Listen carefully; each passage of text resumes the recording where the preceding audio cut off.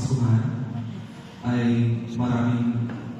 mayroong pagbibigayan, mayroong kasiyahan, maraming kainan, at higit sa lahat, ito ang panahon kung saan nagkakasama ang buong pamilya.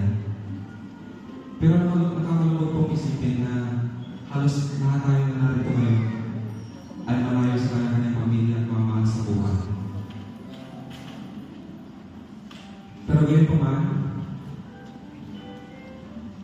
patuloy tayong lumalaban para sa pinabubuti ng ating mga minamahal.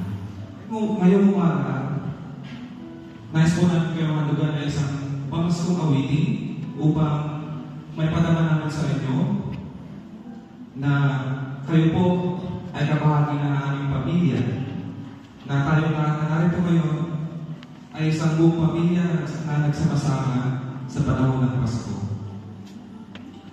Muli, maligayang Pasko at maligong bagong taon po sa atin.